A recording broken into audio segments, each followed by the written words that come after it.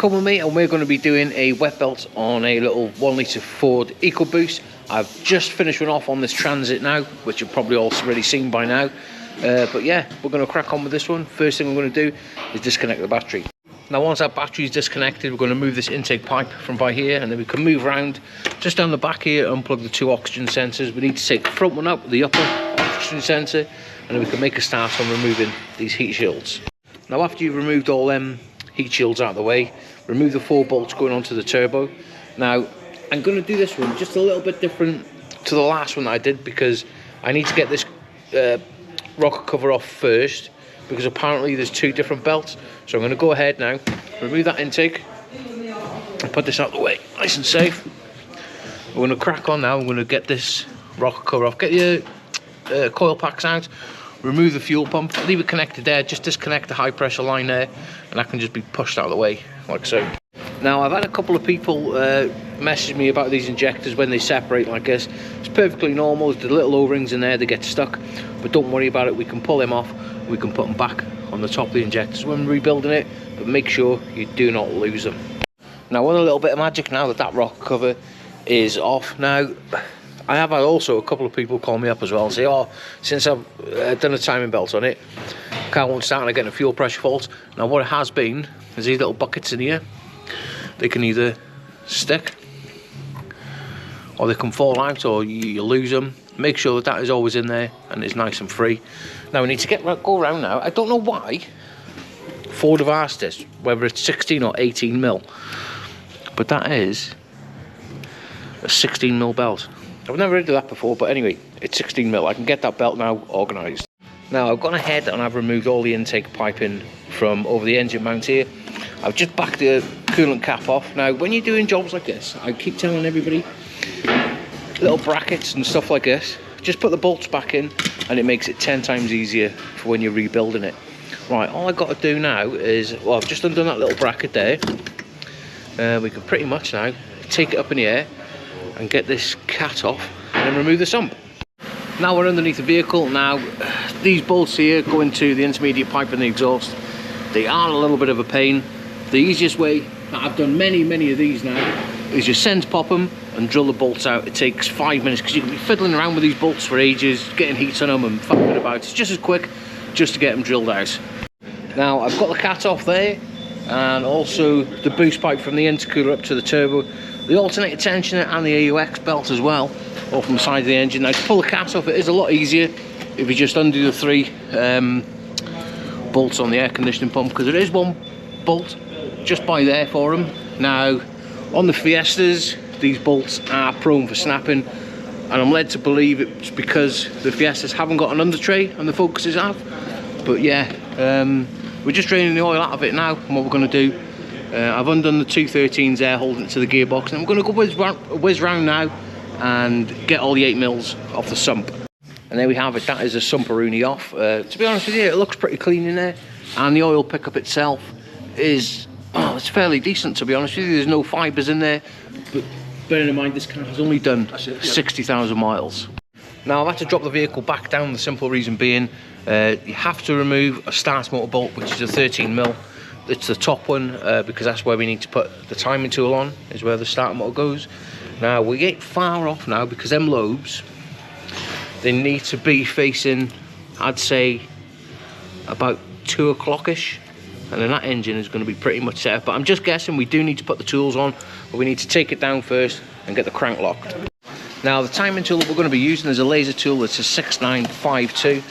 Now one of the first things that we need to do is lock the crankshaft itself, and how we do that, behind the drive shaft itself there's a little 10 mil. We remove that and then we put that little bolt in.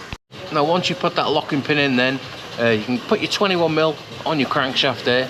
Now if I just, I don't know if you can see it, hang on, let me get a better, you'll see the crankshaft now coming round, and it will just lock up tight on that pin there, like so, and that is that engine locked up to top dead centre. Now we need to get the crankshaft, no, the flywheel holding tool.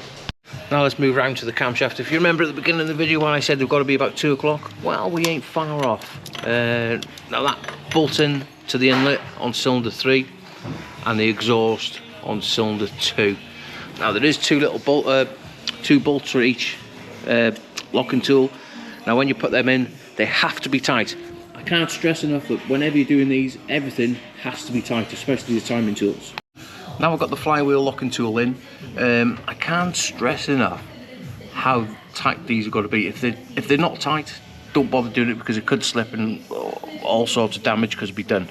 But what I like to do is just mark the flywheel on the gearbox with 2 little yellow marks. Now we've got to drop the car down and just lock the camshafts up. Now we've got that engine fully locked up, what we're going to do is get on our big long bar. We're going to get this crank pulley off. Now you can use a torque multiplier, but if you've got a big bar, use the big bar. Now it is murderously tight. Now make sure that all them timing tools are very, very tight, because if they aren't, things are going to slip. Right, look in the bar now.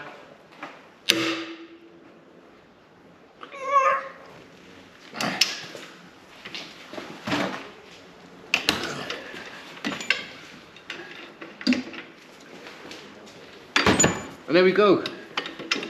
That is one crankshaft pulley bolt slackened off. Now once that crank pulley is off, be extra careful with it, because there is a magnetic ring on the back of it and you don't want to be damaging that. Now let's move around to getting the timing cover off. Now to do this, what you're going to be needing is a piece of cardboard.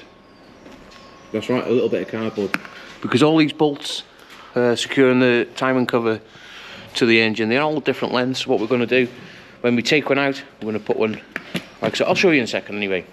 A little bit, just like that. Well, how neat is that? How tidy is that? Keeps everything. You can even draw on it if you want, if you're not sure. But anyway, that's the bolts there. Now I have removed the timing cover. We put it in the receptacle, and what we're going to do, we're going to make sure that everything around there is like brand new for when we fit it. Hopefully I'll get Ben to do that for me. And also, what we need to do now is get this dreaded timing belt off. Now let's get this belt off. What we're going to be using is these sawed off pliers. They are brilliant. Just going to pull the tension up like that, hook the belt off, pull it out of the way like so. You know, after all, once you've stripped it all down, changing the belt is like not even a 5-minute job. Let's get this oil pump belt off now.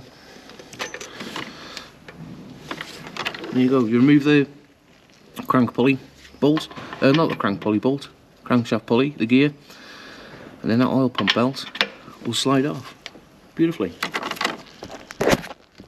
Now let's move around to the worst part of doing this job, and that is getting everything nice and clean. Now how I do it is get a Stanley knife, scrape all the old excess sealants off, and then get a wire brush on my drill, and we go around it there on the timing cover and also the block. And to give it a good clean down, get some brake and clutch cleaner and get yourself an airline as well. And as you're giving it a squirterooning, just give it a pump up. As you're giving it a bit of a squirt, blast the airline on it.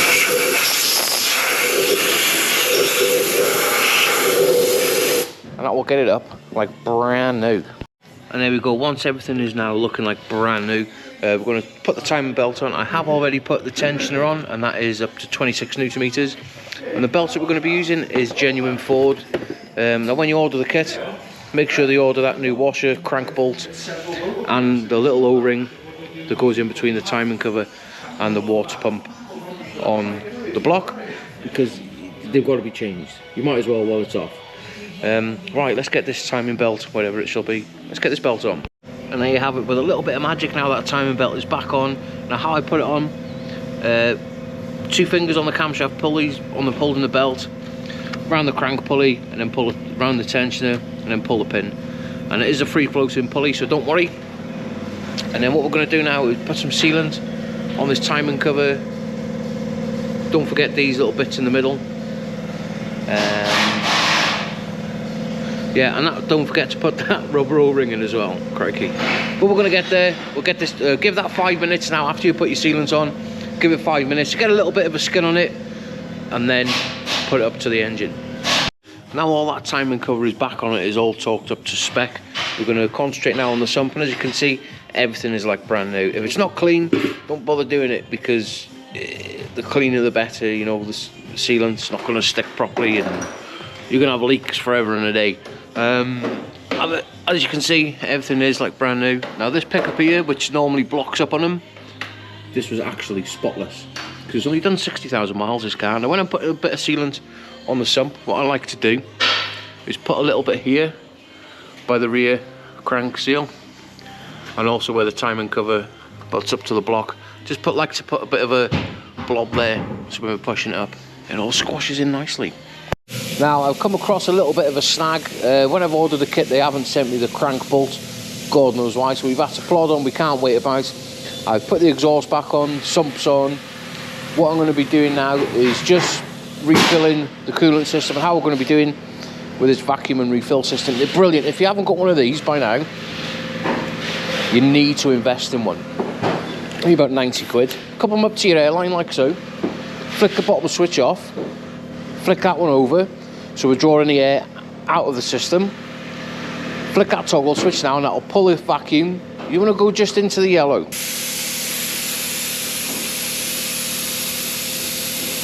Pretty much.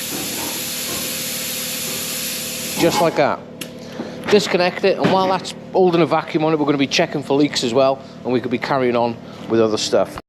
Now, I've done a few other little bits and bobs now. I put the oxygen sensors back in, put the heat shield on. I'm going to refill the system now, and then I can move around to put in most of the intake piping on from the intercooler to the turbo and stuff like that. But this is a game changer. This saves so much time. What we need to do, once it's hold the pressure and it hasn't dropped, this little rocker switch now down here, flick it over, and that will suck all the fluid out of there into the system. But make sure you're using the correct coolant every time. Look at that. Brilliant. Such a game changer that is. Now let's move around to getting this crankshaft tightened up.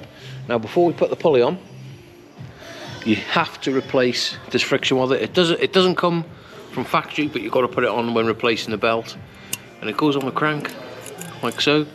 Now just be careful how you're putting it on. You don't want to bend it or damage it. And now we've done that, we can get a new crankshaft oil seal put in there as well.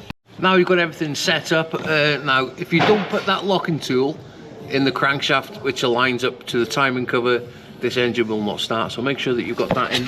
Now we've got this torque multiplier which is coupled up. Now make sure that everything's nice and tight so it can't go anywhere. Now what I do, you've got to go 90 degrees. Now I mark the socket so you know when you've been round. Anyway, let's get tightening up. Once we've got everything tight, I've spun the engine over twice and made sure that all our timing marks that we've put there ourselves are lining back up. Now for this engine, I've decided to put a new rocker cover gasket on it. Normally I don't, because they are quite flimsy, the gaskets on it, but this one had gone pretty hard, so we're going to be changing it. And I get this on now and carry on, because I want this car started by the time I go home. And there we have it, that car now is back together. I put some fresh oil in it. We've got a new antifreeze, new antifreeze, and a new oil and filter as well. Now I have already wound the engine over on the key just to build the oil pressure up, but before I did, I disconnected the coil packs just so it won't fire. Right, let's get on the key and give it a big start, Rooney.